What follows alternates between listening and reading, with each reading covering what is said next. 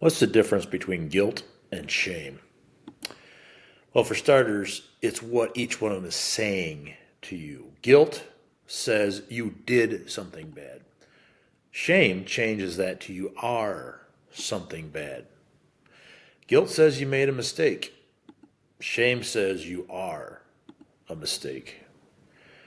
Shame or guilt says maybe you did something stupid. Shame says that you are something stupid. So guilt is simple. You did it. Shame is complex. Guilt's often obvious. Shame prefers to stay hidden. Guilt can lead to good. It can lead to good. Shame is never going to lead to good.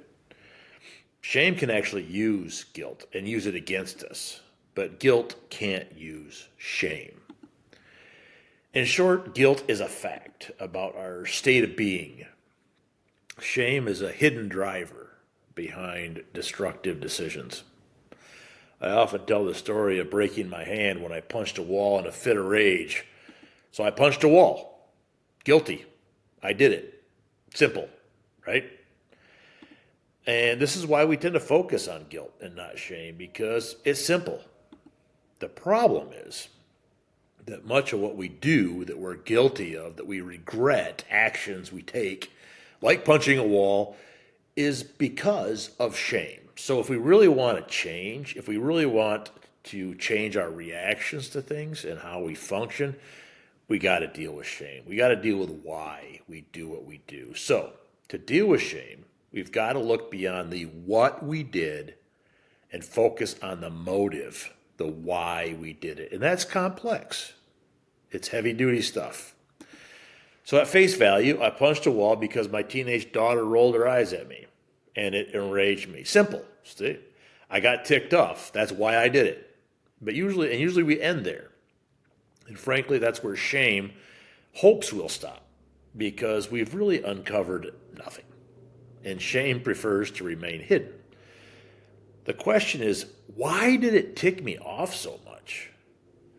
I mean, you can ask yourself that about almost any circumstance in life. Why did whatever situation you were just in tick you off so much? Why did it hurt your feelings so much? Why did it embarrass you so much? Those are shame questions. Why did that happen? Why did this seemingly insignificant event cause such a massive reaction in us?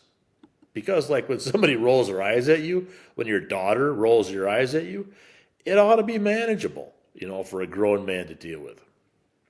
When it's happening, though, and here's what's key. When somebody does roll their eyes at you, for example, they're sending you a message. And that message is simple. You're an idiot.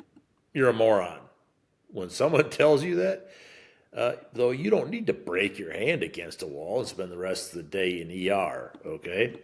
So why do we? Well, deep in our soul, we're afraid that maybe they're right. Maybe I am an idiot. And it's often subconscious, but that's why we react the way we do. Again, I'm sure I could give 100 examples from my own life. Even today, I'm sure it's happened. And I'll give more in later videos because I think examples are helpful, very helpful. So, when my daughter, through her eye roll, suggested I was an idiot, something inside of me thought maybe she's right. I am an idiot. I have no idea how to parent. I have no idea what I'm doing. I have no idea what to do in this situation. So then shame realizes that I've been discovered. I've been found out. I've been exposed for the fraud and idiot I deeply fear that I am. And what we fear then, that what we're afraid of about ourselves, is true.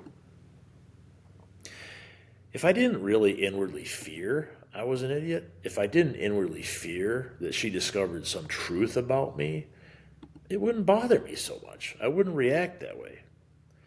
So the reason I really hit a wall is because I thought someone saw the truth about me, something I'd been trying to hide, and called me out on it. And when we're called out in that way, that is painful. So shame gave me a tool to use to get out of it, my anger. This will distract This will change the subject. I'll punch a wall. That's what shame will tell you to do. It'll help you decide what to do now that you've been discovered as a fraud or a failure or a dummy or whatever. All right? Whatever we don't like about ourselves. But now we have a double whammy because now I have lost my temper. I've hit a wall and I broke my hand. It actually proves I actually might be an idiot because only an idiot would do something so stupid, right?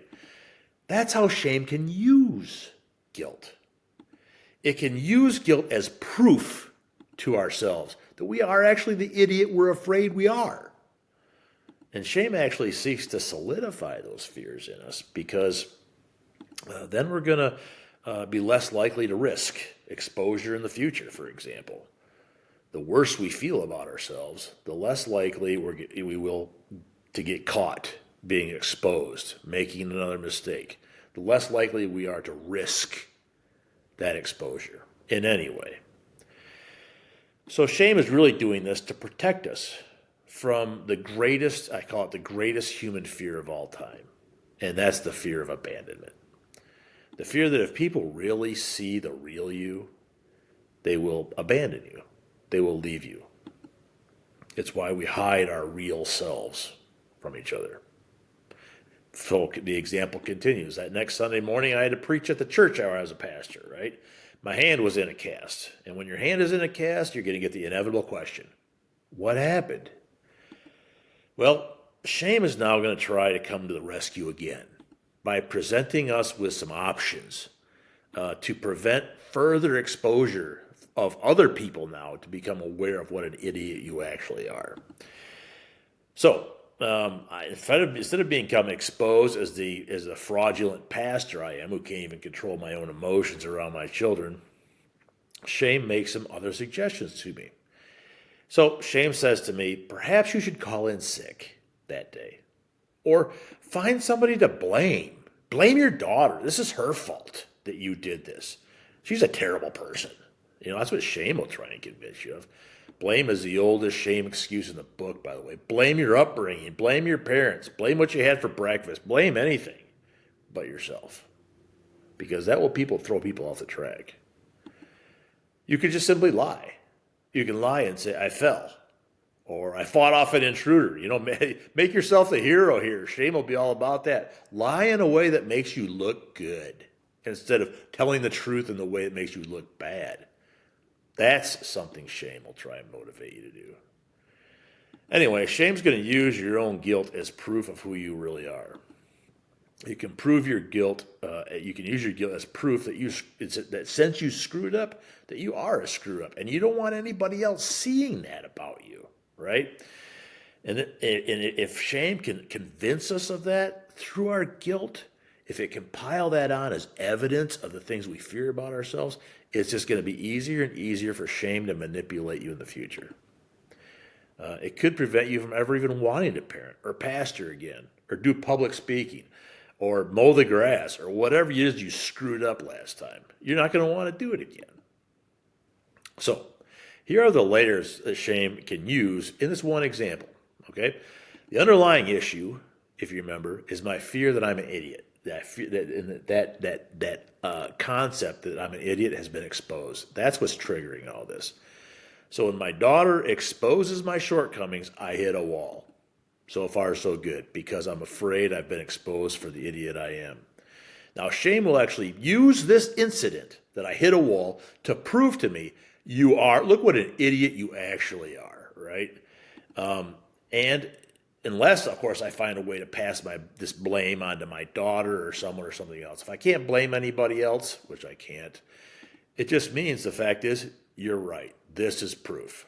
And then shame says, now you need to hide the evidence, okay? Nobody can know that you broke your hand in this fit of rage because that's going to tell everybody else you're an idiot, even though that's what shame wants you to convince that you are. So I'm then inclined, as you saw, to lie to my congregation, saying I'm sick, I fell downstairs, I fought off an intruder, right? But see, now what's beautiful is now I'm guilty of lying. So at first I was guilty of hitting a wall. Now I'm guilty of lying. And shame will now try to convince me I'm also a liar. Not only am I an idiot, I'm a liar. And all this piles onto the way shame can use guilt to continue to bury us in negative self-image. And that will prevent us from risking exposure again. And that's what shame's goal is. So all this stuff adds up to prevent me from doing what I really just simply need to do, which is apologize. Apologize and move on, right? It's a hot mess, right? So guilt can be good, though. Guilt can be good. Guilt can help us make positive life changes. Guilt can help us apologize. It can help us go to counseling or anger management classes or something like that. Guilt can help us make all kinds of positive changes in life. But shame is never good. Shame's never going to lead anywhere positive, especially when shame begins to use our own guilt against us to provide proof for how bad we really are. So, defeating shame requires this. Defeating shame requires us to understand that shame never leads to good. I have maintained personally that shame is the root of all evil, right? It is the source of most all harm we levy against ourselves and each other. I believe that. To defeat shame, we must actually then do the opposite of what it's telling us to do. If it's telling us to hide, we got to show up, cast it off. If it's telling us to lie, we got to tell the truth. If shame is telling us to blame, we've got to face what we did and apologize. We did it. Mostly, if shame is insisting we believe that what we are guilty of defines us as a person, that's when we've got to just hunker in and object. Our guilt does not define us. But defeating shame is a moment-by-moment battle to wrestle back control of our lives from this hidden manipulator. Now, I'm going to discuss more on all of this, give more examples, but also discuss more on the power of the apology and the fear of abandonment that shame is trying to manipulate in us. I'm going to discuss all that in future videos. So if this is something you'd like to see more about, please subscribe to hear more. Thank you.